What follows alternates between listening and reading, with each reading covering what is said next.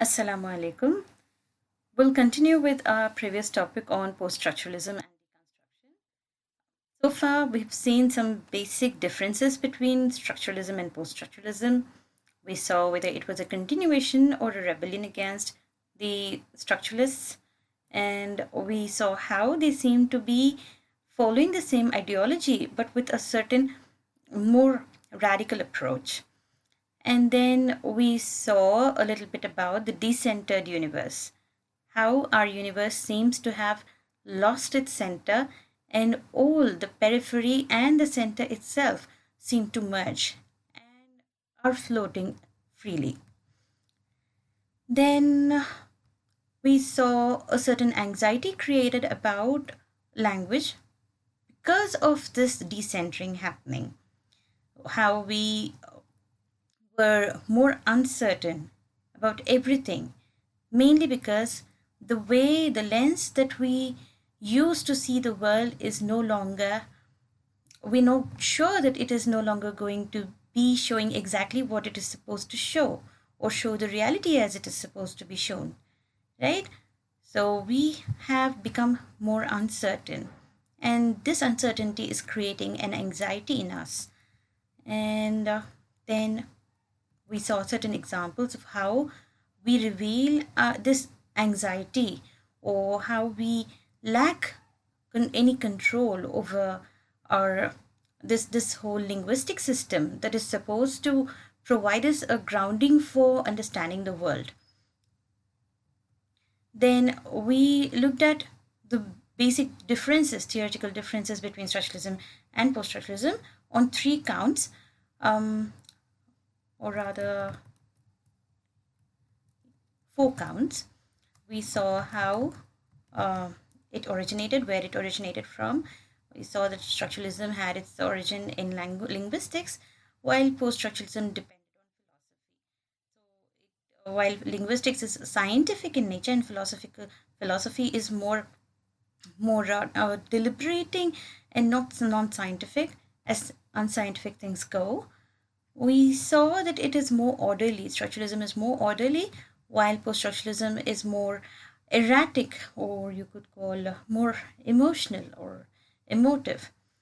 Yes, and structuralism is more reasonable and relies on data and logical deductions, while post-structuralism, though looks for logic, does not really accept everything as commonsensical. It does not easily believe the data that is provided to it by any scientific inquiry, and this reliance, this hesitation, this reticence to rely on any data or any method of scientific inquiry is what is so particular about post-structuralism, because it questions everything. So you will see gradually how the text itself seems to question, text questions itself, and we question everything we see. Well, questioning is good in a sense because you tend to get quite a few answers that are mostly unexpected, but but it is carrying a bit too far sometimes. It does carry a bit too far sometimes. Anyway, you'll also find that it is deconstruction is more fun to work with, because you don't know what you're going to end up with, what kind of conclusions you're going to end up with. So you'll find that deconstruction is far more fun than structuralism, because yeah, everyone loves to have some fun, right? Anyway, we saw certain differences in terms of tone and style, how structuralism was more urgent and euphoric, and post-structuralism was more urgent and euphoric, and structuralism was more detached and had a certain scientific coolness about it. It was more sterile, you could call it. And while structuralism was neutral and anonymous, post-structuralism was flamboyant and quite self-consciously showy. So you would see that there is a certain exaggeration, certain hyperbole at work, and everything seems to be taken to the extreme where post-structuralism is concerned. Even the language itself seems to become And we also saw how it is more structuralism is it takes discrete steps. It is more like a flow chart. It goes. It is very specific, and it looks for structures, actual structures, as we saw in the oval portrait, or how we dissected the Mervyn Jones novel on Armitage. Yeah, novel on Armitage. So see, post-structuralism depends on certain metaphor, certain etymology of a certain pun or allusion in the textbook, and tries to work that pun against the text itself. Okay, so then we saw in terms of attitude to language, the structuralists believe that language itself was constructed through, the world was constructed through language, whereas the post-structuralists were more fundamentalist, more radical in this approach, believing that reality itself is textual. There is nothing beyond the text, right? And and relying on that belief with the coupled with the belief that meanings of words are impure or contaminated, how the whole, the signifying system itself is liquid or a fluid concept. This anxiety is turned manifold. Okay. And yeah, so yeah, a little bit about how linguistic anxiety is created because of this reliance on language, which in itself is not a very stable or reliable system. And we saw the aim of the structuralists as to how they seem to question our way of structuring and categorizing reality. And in terms of post-structuralism, we saw how there is a certain distrust of the notion of reason itself, and and question the belief of, or the idea of, humans as an independent identity. And yeah, they also believed that the essence of the individual was totally non-existent, and there existed only tissues of textualities rather than one simple essence to each. Now, coming to an understanding of, we saw that our world, that our universe itself is decentered. Now, what is life like on a decentered planet? What is life like where you do not depend on anything, where you do not depend on any secure knowledge? So, we see that post-structuralism began and originated in France somewhere around 1960s, though you could call it as a continuation of structuralism, or though you could call it believe it to have started before the wars and everything, because I I feel that life was decentered way back, and it was only recognized, the idea was recognized, or came into the conscious understanding of the writers, of the anthropologists, the philosophers of the time, at during the 1960s, right? So it has had its origin quite a few years back. Okay. And we see Roland Barthes appear once again.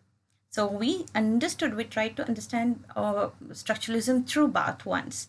Now, Barthes has undergone a major shift in his understanding towards language and literature, and he understood that the basis on which he deciphered the codes, or the lexes, was more shaky than he presumed initially. So that itself, I mean, what we saw of S bar Z in structuralist understanding of, to understand structuralism earlier, we see that he has undergone a major transformation.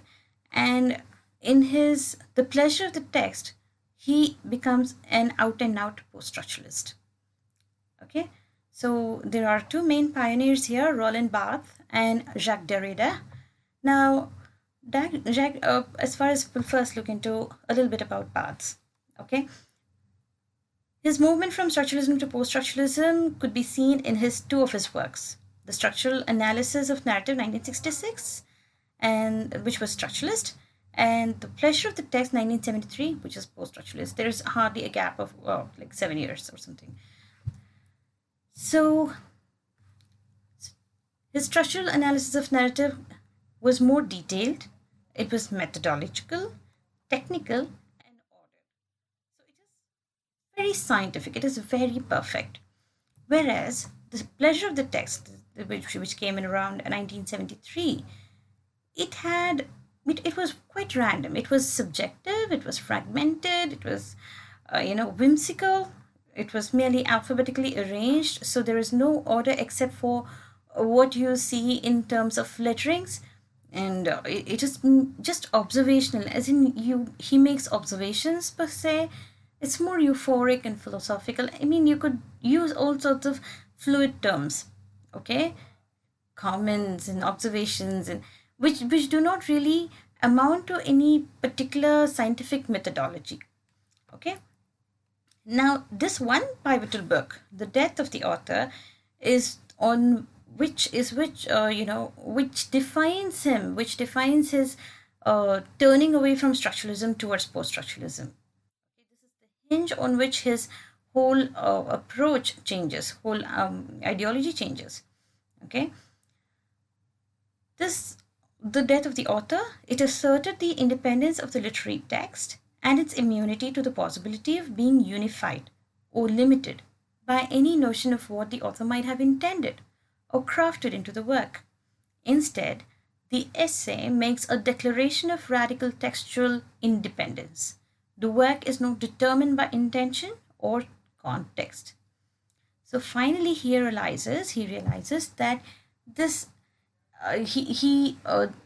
this book, through this book, he proclaimed the independence of the literary text, because it cannot be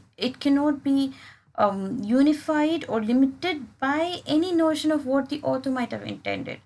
You no longer tend to look at what the author's intention was in writing a certain work in a certain way or crafted into the work. Instead, the essay makes a declaration of radical textual independence. Okay, this essay particularly makes the declaration of independence, indicating that the author is dead. The work is not determined by intention or context. There is no context, there is no intention, only the text.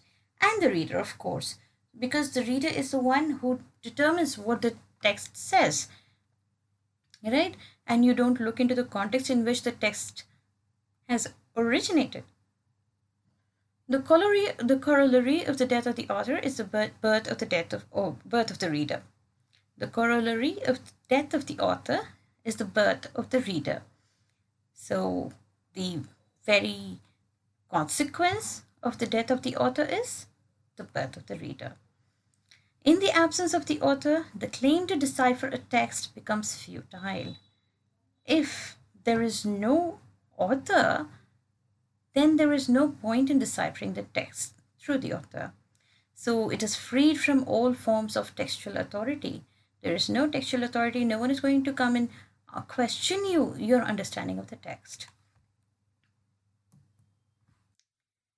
Now, Barbara Johnson, she is more, she seems to have brought in a certain order to this chaotic, chaotic free play, endless free play of meanings, or the textual permissiveness that was assigned to the text by the post-structuralist approach, by Barth's Death of the Author, because she brought in a kind of understanding that despite it being free, it is not chaotic. So she brought in or moved it from textual permissiveness to textual republicanism, right? So see, that is more, these are her works: The Frame of Reference, Apostrophe, Animation and Abortion. I should have italicized them, forgive me, I forgot to do so. These are two different separate works, and I should put a semicolon here. Anyway, see, look at this quote from Barbara Johnson. Deconstruction is not a hedonistic abandonment of all restraint, but a disciplined identification and dismantling of the sources of textual power. See, it is not completely free, as was told by the the post-structuralists or the deconstructionists before her. So she believes that deconstruction is not merely breaking down of everything. It even breaking down could be done systematically. So she brought in a certain disciplined understanding of post-structuralism. So disciplined identification and dismantling of the sources of the textual power. So you do not completely remove the sources out of picture, but you dismantle them, try to identify them and dismantle them methodically in a disciplined, orderly fashion. Later on, she moved her insights of deconstruction into areas such as feminisms, African American studies, and cultural studies. Her attention to differences within.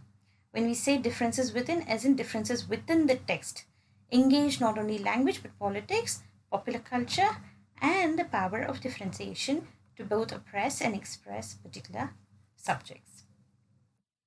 Now, Jacques Derrida, the second most important, after Barthes, or probably even before Barthes or equal to Barthes, Jacques Derrida is the one who brought in a definite end to structuralism, you could call it, because he, in his essay, Structure, Sign, and Play in the Discourse of the Human Sciences, it was a lecture actually, in 1966, he brought in an understanding of how a certain radical break has been affected by the intellectual events from the past ways of thought. It was loosely connected with the philosophy of Nietzsche and Heidegger and the psychoanalysis of Freud. Now, we'll look into what these intellectual events of past were. First of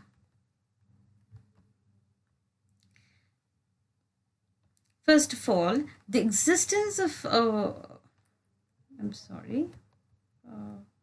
Yeah. Now see, the existence of a norm or center for all things were taken for granted. First of all, everything. This was a past way of thought, right? So first of all, people believed that, people had certain beliefs and they had certain yardsticks with which to measure everything. And this yardstick, this center or the norm were taken for granted. To understand this better, we can use a simple analogy of how we believe that every child should be sent to a certain school, right? The institution of school, or the institution of a religious institution, as in you have to ascribe to certain religion, or maybe we have certain standards, like the standard of how at a certain age a person should have either been married or to have had children, or if that person is married, should have children, or have a job or a business of sorts, or should be otherwise employed, or should have a degree. I mean, there is always a should. And where does this should come from? Because it comes from the idea that so and so thing should happen at so and so time. We have a yardstick with which we measure everyone, irrespective of the differences, the individual differences, very many differences that exist in each one of us, right? I mean, that is a very simple analogy at a very rudimentary level. We are here talking about everything, all the norms, all this, or the center of all things. We take it for granted. We believe that this is how it is supposed to be, right? Now, the Renaissance held man as the measure of all things in the universe. Renaissance held that everything was created for man, and man is supposed to be the supreme being and nothing else matters, right? And especially when we speak of man here, we are not only using a very a general term for mankind. We're talking about man in particular, right? A woman was of no consideration here. A woman was thing of beauty and is supposed to be docile and was expendable. Okay. At the same time, there is also this idea that the European man was way better than any other person belonging to any other race. So this standard, this measure again, which I mean, a European man is supposed to be tall, fair, well built, and well, with certain features and with certain attributes, and knowing certain languages, certain with a certain set of education, with the knowledge of certain subjects, and having a certain, especially the European nobility. Okay, so they had a certain standard against which all else were measured. So anything that was not a European male, a white male, of aristocracy, everything else was considered inferior. So when you have that as a center, the more deviated you are from that center, the farther you move away from it. So the African male or African female would be at the margins, right? Black woman is supposed to be living in the margins, who is non-European at best, who is dark in color, and who doesn't have the kind of features that the Europeans have. I mean, they did not recognize the basic differences and appreciate the differences. Just being different was considered taboo, right? Was considered inferior. All right. So you see, we have a certain norm or a center. We have a certain yardstick. We have a certain measuring tape, you could call it. Okay, against which everything else is measured. Now, if I do not fit into the square box that they have created, I am inferior. I am living in the margin. Now, during this post-structuralist understanding, the whole idea was decentered. The whole center was shaken. Okay. The center, that is, center were the white Western norms of dress, behavior, architecture, intellectual outlook, everything. Okay. It's the way they dress, it's the way they behave, it's the way they build, the intellectual outlook, as in the books they created, the philosophies they held. They are flawed at best, but they were, if you looked at the introduction of English into in India, you would find all these lords living during British India. They seem to believe Indians inferior, and any scripture or any studies we ascribe to as substandard or worthless at best. They thought that we needed to be educated. We needed to be educated because we need to be given European standards. We need to be civilized. We were barbarians. We were considered barbarians. You see, this attitude, thankfully, nobody thinks like that, I believe, anywhere in the world anymore. They are more awake and more enlightened. But back then, there was a center against which all else was judged.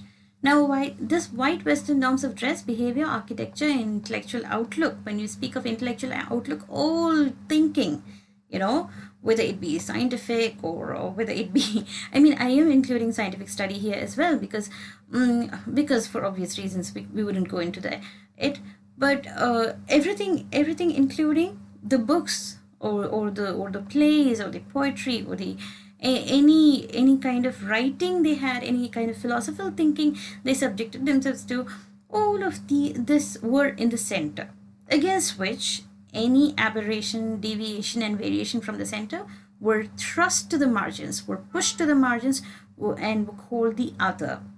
Okay. Now we see Jacques Derrida in his lecture spoke of a certain intellectual events affecting a radical break from the pathways of thought connected with Nietzsche and Heidegger's philosophy and Freud's psychoanalysis, right? So what were the events that brought in that divide? He says three things happened. Okay, three things happened in different areas. Different areas, as in, first of all, the historical events, the First World War. With the First World War, the illusion of steady material progress was destroyed. Okay, in the First World War, the illusion, I mean, we were living in the illusion that we were steadily progressing. We were materially progressing steadily, right? This illusion was broken down because food were being rationed out to everyone. And the aristocracy, the whole aristocracy, the nobility, it was all gone. They were demolished. Even there was no, and there was no high class or low class there, except for maybe very high. Everyone was being subjected to, a steady decline. The Holocaust, the illusion that is Holocaust. Those of you who are not, I believe everyone is familiar with Holocaust, but if you are not, please look up the part of Hitler, the role of Hitler in Nazi Germany. Okay, with the Holocaust, the illusion of Europe as the source and center of civilization was taken away, because it was worst kind of barbarianism, the worst kind of inhuman acts were committed during Holocaust, right? It sort of set off a trend. It set off a trend of terrorism, right? Yeah. Well, so many millions of Jews were exterminated. They were burnt alive in the gas chambers. Uh, it was atrocious. It was atrocious, and this seemed to have triggered off a trend which is still ongoing in Palestine. Well, by another set of, the victims have become oppressors now. Anyway, then comes scientific discoveries. The kind of scientific discoveries, or in the 20th century brought in, again, broke down certain basic values, certain basic faith, or dismantled the whole system of trust we had, okay, people had, especially the theory of relativity. It took away the idea of time and space as fixed and central absolutes. So we believed that time and space were fixed, were like, it could not be shaken. We saw time going as per, in a sequence. But then with the theory of relativity, people understood that time was relative at best. Yeah, space was relative at best. And theory of evolution, with the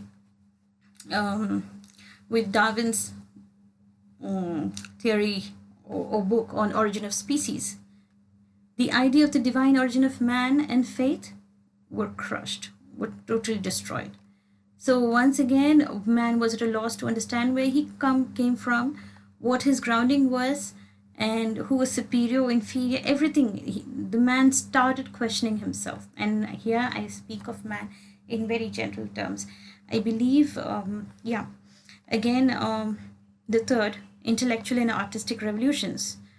The various revolutions with the advent of modernism, so many changes came into being. I mean, people started experimenting so much because they no longer looked at art the same way they did. There was, harmony in music was no longer considered a necessity, right? Chronological sequence and narrative was taken away. So any chronology in narrative was broken down, and representation of the visual world in art, even that was taken away. Like, just look at all of consider Pablo Picasso, or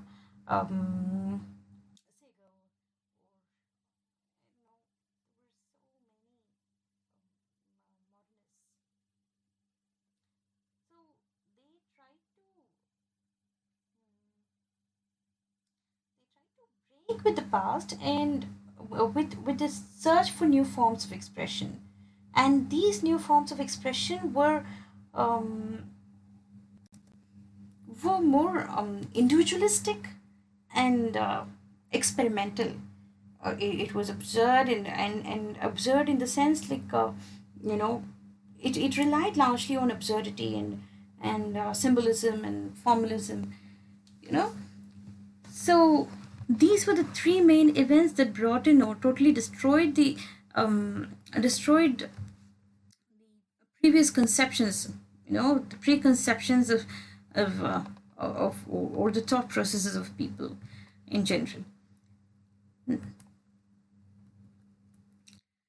considering Derrida, Barthes, and Nietzsche, instead of movement or deviation from a known center, all we have is free play, liberating. So now once the center is gone because of the three events, the historical events, scientific discoveries, and intellectual and artistic revolutions, in terms of modernism, Dadaism, and all those things, we see that instead of movement or deviation from a known center, we have free play, which is liberating. Now, this liberation, though created a certain anxiety earlier, it is more celebrated later. Okay, once it is certain, I mean, anything that is new, it creates a certain anxiety. But once you get accustomed to it, you start looking at all the possibilities, right? So, but with the demise of the author, in his death of the author, felt liberated, celebrated this liberation, this independence. So Nietzsche, he says that he tells us not to, not to turn away from the as yet unnameable, because it is unnameable here because we're not very certain of it, right? So let us not be anxious about it. Nietzsche tells you to celebrate it. In the Nietzschean universe, there is no facts, only interpretations. The only interpretations with no stamp of authority upon it. Okay, these interpretations, whatever we interpret from a text, from the world, there is no stamp of authority, because there is no author here anymore, right? There is no one to give you a correct answer to validate your understanding. Okay, as there is no longer an authoritative center to which to appeal to for validation of our interpretations. So there is no longer a authoritative center, and which could give you a stamp of authority on your interpretations or validate your interpretations. So you are at complete freedom. You have complete freedom to interpret it the way you wish. Now, Derrida's deconstructive reading, I believe I have spent quite a bit of time today, and hopefully the rest we'll see tomorrow. Thank you. This is all for now. Jazakallahu khair. Stay safe. Be happy. Assalamu alaikum.